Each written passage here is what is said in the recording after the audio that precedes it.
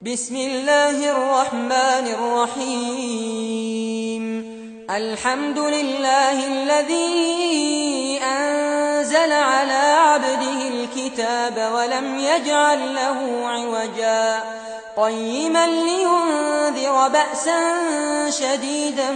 من لدنه ويبشر المؤمنين الذين يعملون الصالحات أن لهم أجرا حسنا ماكثين فيه أبدا وينذر الذين قالوا اتخذ الله ولدا ما لهم به من علم ولا لآبائهم كبرت كلمة تخرج من أفواههم إن يقولون إلا كذبا فلعلك باخع نفسك على آثارهم إن لم يؤمنوا بهذا الحديث أسفا إنا جعلنا ما على الأرض زينة لها لنبلوهم أيهم أحسن عملا وإنا لجاعلون ما عليها صعيدا جرزا أم حسبت أن أصحاب الكهف والرقيم كانوا من آياتنا عجبا إذ أوى الفتية إلى الكهف فقالوا ربنا آتنا من لدنك رحمة وهيئ لنا من أمرنا رشدا فضربنا على آذانهم في الكهف سنين عددا ثم بعثناهم لنعلم أي الحزبين أحصى لما لبثوا أمدا نحن نقص عليك نبأهم بالحق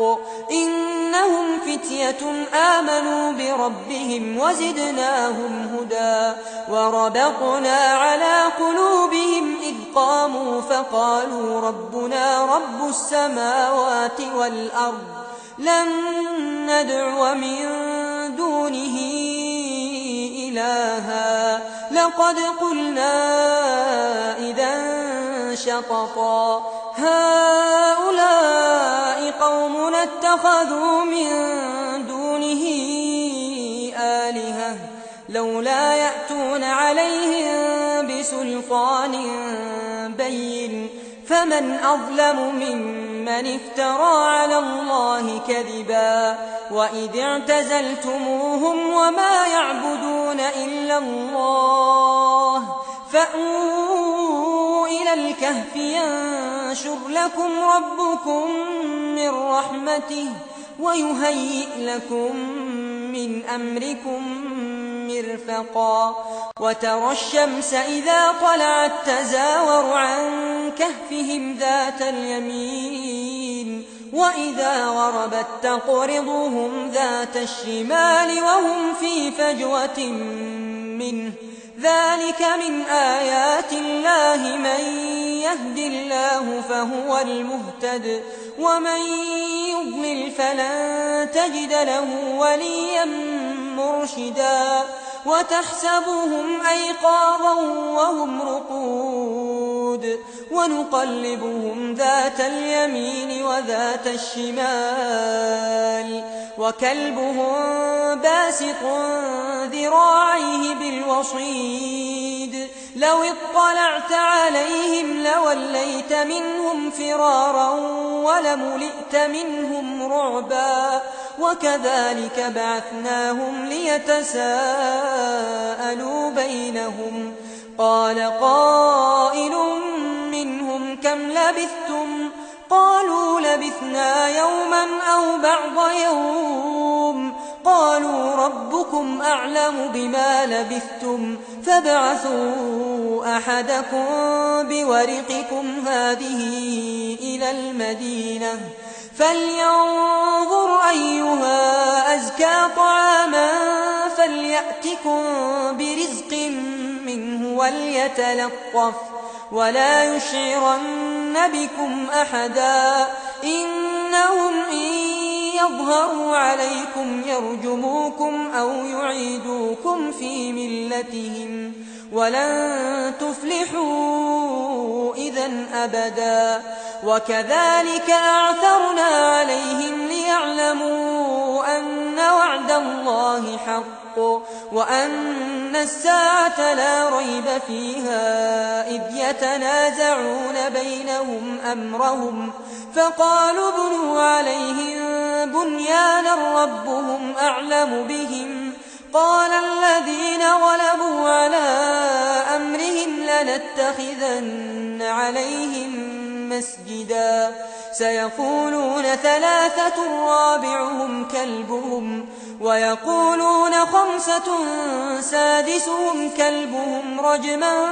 بالغيب ويقولون سبعة وثامنهم كلبهم قل ربي أعلم بعدتهم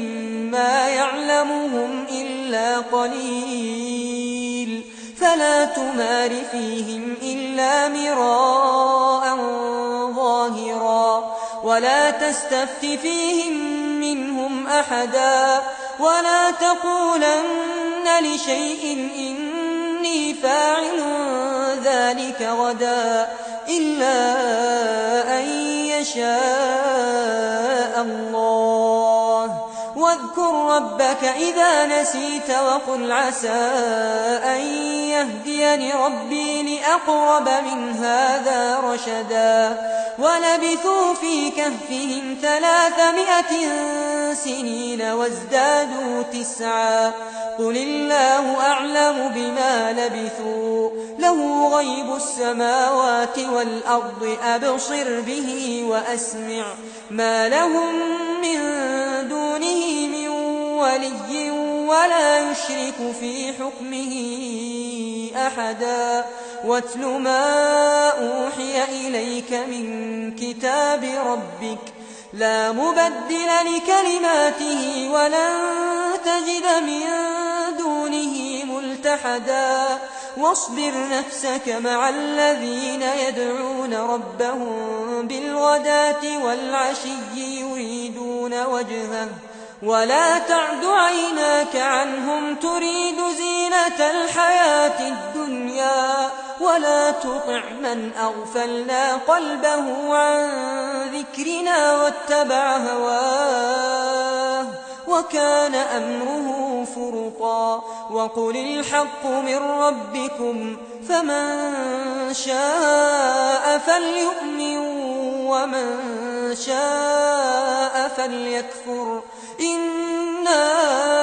أعتدنا للظالمين نارا أحاط بهم سرادقها وإن يستغيثوا يغاثوا بماء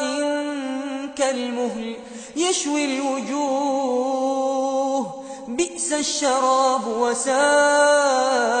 مرتفقا إن الذين آمنوا وعملوا الصالحات إنا لا نضيع أجر من أحسن عملا أولئك لهم جنات عدن تجري من تحتهم الأنهار يحلون فيها من أساور من ذهب ويلبسون ثيابا خضرا من سندس وإستبرق متكئين فيها على الأرائك نعم الثواب وحسنت مرتفقا واضرب لهم مثل الرجلين جعلنا لأحدهما جنتين من أعناب وحففناهما بنخل وجعلنا بينهما زرعا كلتا الجنتين آتت أكلها ولم تظلم منه شيئا وفجرنا خلالهما نهرا وكان له ثمر فقال لصاحبه وهو يحاوره أنا أكثر منك مالا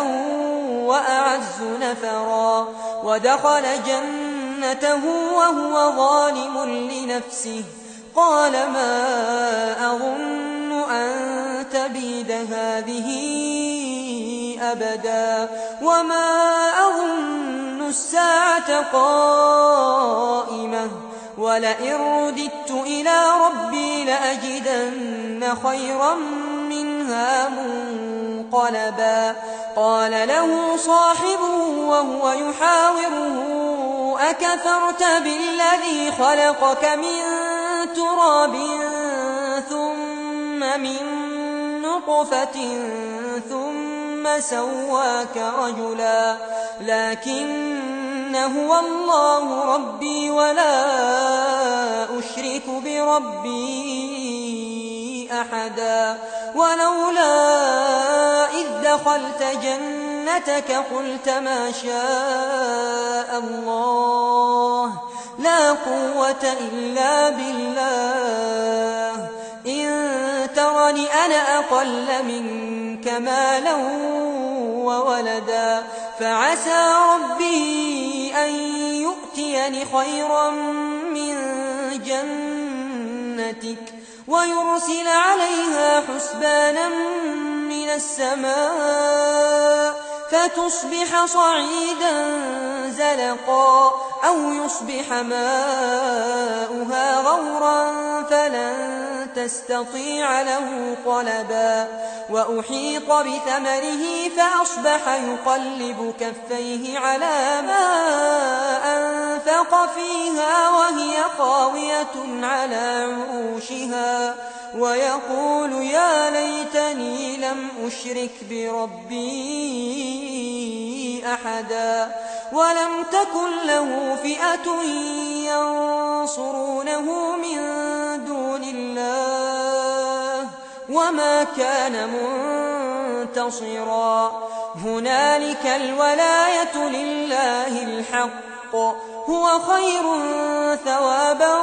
وخير عقبا واضرب لهم مثل الحياة الدنيا كماء إن أنزلناه من السماء فاختلط به نبات الأرض فأصبح هشيما تذروه الرياح وكان الله على كل شيء مقتدرا المال والبنون زينة الحياة الدنيا والباقيات الصالحات خير عند ربك ثوابا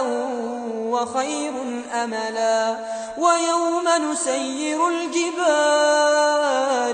وترى الأرض باردة وحشرناهم فلم نغادر منهم أحدا وعرضوا على ربك صفا لقد جئتمونا كما خلقناكم أول مرة بل زعمتم أن لن نجعل لكم موعدا ووضع الكتاب فترى المجرمين مشفقين مما فيه ويقولون يا ويلتنا ما لهذا الكتاب لا يغادر صغيرة ولا كبيرة إلا أحصاها ووجدوا ما عملوا حاضرا ولا يظلم ربك أحدا وإذ قلنا للملائكة اسجدوا لآدم فسجدوا إلا إبليس كان من الجن ففسق عن أمر ربه أفتتخذونه وذريته أولياء من دوني وهم لكم عدو بئس للظالمين بدلا ما أشهدتهم خلق السماوات والأرض ولا خلق أنفسهم وما كنت متخذ المضلين عضدا ويوم يقول نادوا شركائي الذين زعمتم فدعوهم فلم يستجيبوا لهم وجعلنا بينهم موبقا ورأى المجرمون النار فظنوا أنهم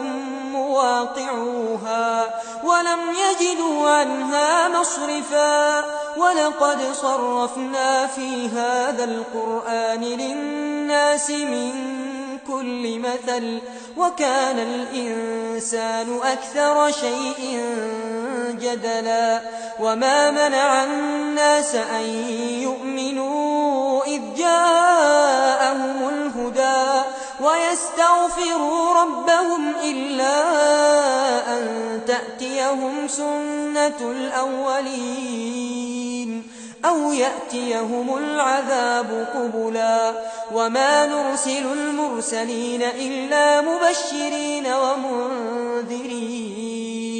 ويجادل الذين كفروا بالباطل ليدحضوا به الحق واتخذوا آياتي وما أنذروا هزوا ومن أظلم ممن ذكر بآيات ربه فأعرض عنها ونسي ما قدمت يداه إنا جعلنا على قلوبهم أكنة أن يفقهوه وفي آذانهم وقرا وإن تدعهم إلى الهدى فلن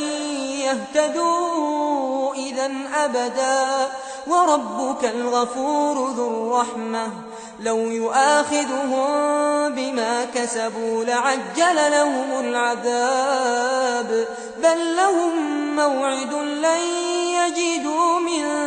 دونه موئلا وتلك القرى أهلكناهم لما ظلموا وجعلنا لمهلكهم موعدا وإذ قال موسى لفتاه لا أبرح حتى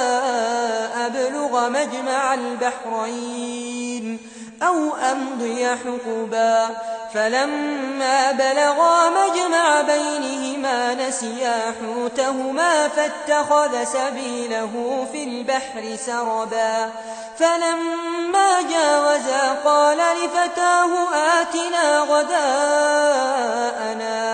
لقد لقينا من سفرنا هذا نصبا قال أرأيت إذ أوينا إلى الصخرة فإني نسيت الحوت وما أنسانيه إلا الشيطان أن أذكره واتخذ سبيله في البحر عجبا قال ذلك ما كنا نبغ فارتدا على آثارهما قصصا فوجدا عبدا من عبادنا آتيناه رحمة من عندنا وعلمناه من لدنا علما قال له موسى هل أتبعك على أن تعلمني مما علمت رشدا قال إنك لن تستطيع معي صبرا وكيف تصبر على ما لم تحط به خبرا قال ستجدني إن شاء الله صابرا ولا أعصي لك أمرا قال فإن اتبعتني فلا تسألني عن شيء حتى أحدث لك منه ذكرا فانطلقا حتى إذا ركبا في السفينة خرقها قال أخرقتها لتغرق أهلها لقد جئت شيئا إمرا قال ألم أقل إنك لن تستطيع معي صبرا قال لا تؤاخذني بما نسيت ولا ترهقني من أمري عسرا فانطلقا حتى إذا لقيا غلاما فقتله قال أقتلت نفسا زكية بغير نفس لقد جئت شيئا نكرا قال ألم أقل لك إنك لن تستطيع معي صبرا قال إن سألتك عن شيء بعدها فلا تصاحبني قد بلغت من لدني عذرا فانطلقا حتى إذا أتيا أهل قرية استطعما أهلها فأبوا أن يضيفوهما فوجدا فيها جدارا يريد أن ينقض فأقامه قال لو شئت لاتخذت عليه أجرا قال هذا فراق بيني وبينك سأنبئك بتأويل ما لم تستطع عليه صبرا أما السفينة فكانت لمساكين يعملون في البحر فأردت أن أعيبها وكان وراءهم ملك يأخذ كل سفينة غصبا وأما الغلام فكان أبواه مؤمنين فخشينا أن يرهقهما طغيانا وكفرا فأردنا أن يبدلهما ربهما خيرا منه زكاة وأقرب رحما وأما الجدار فكان لغلامين يتيمين في المدينة وكان تحته كنز لهما وكان أبوهما صالحا فأراد ربك أن يبلغا أشدهما ويستخرجا كنزهما رحمة من ربك وما فعلته عن أمري ذلك تأويل ما لم تسطع عليه صبرا ويسألونك عن ذي القرنين قل سأتلو عليكم منه ذكرا إنا مكنا له في الأرض وآتيناه من كل شيء سببا فأتبع سببا حتى إذا بلغ مغرب الشمس وجدها تغرب في عين حمئة ووجد عندها قوما قلنا يا ذا القرنين إما أن تعذب وإما أن تتخذ فيهم حسنا قال أما من ظلم فسوف نعذبه ثم يرد إلى ربه فيعذبه عذابا نكرا وأما من آمن وعمل صالحا فله جزاء الحسنى وسنقول له من أمرنا يسرا ثم أتبع سببا حتى إذا بلغ مطلع الشمس وجدها تطلع على قوم لم نجعل لهم من دونها سترا كذلك وقد أحطنا بما لديه خبرا ثم أتبع سببا حتى إذا بلغ بين السدين وجد من دونهما قوما لا يكادون يفقهون قولا قالوا يا ذا القرنين إن يأجوج ومأجوج مفسدون في الأرض فهل نجعل لك خرجا على أن تجعل بيننا وبينهم سدا قال ما مكني فيه ربي خير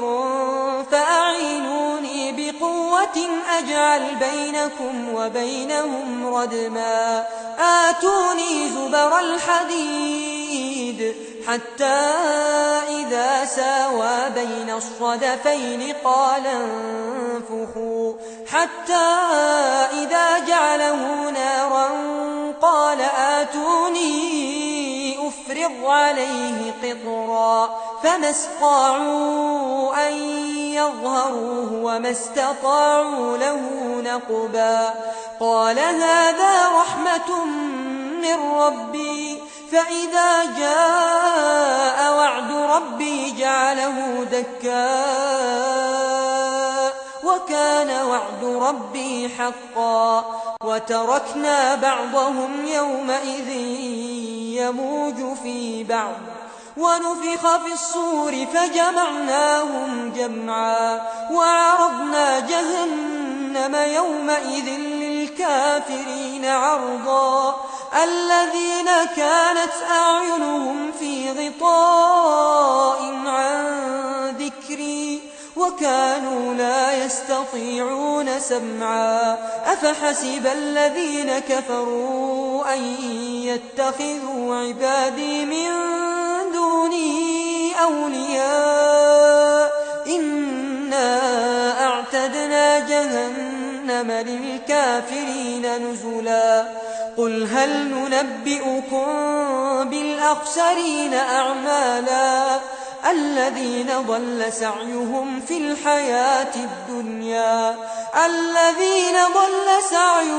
الحياة الدنيا وهم يحسبون أنهم يحسنون صنعا أولئك الذين كفروا بآيات ربهم ولقائه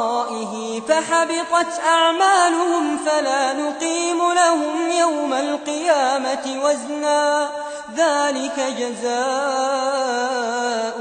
جهنم بما كفروا واتخذوا آياتي ورسلي هزوا إن الذين آمنوا وعملوا الصالحات كانت لهم جنات الفردوس نزلا خالدين فيها لا يبغون عنها حولا قل لو كان البحر مدادا لكلمات ربي لنفد البحر قبل أن تنفد كلمات ربي ولو جئنا بمثله مددا قل إنما أنا بشر مثلكم يوحى إلي أنما إلهكم إله واحد فمن كان يرجو لقاء ربه فليعمل عملا صالحا ولا يشرك بعبادة ربه أحدا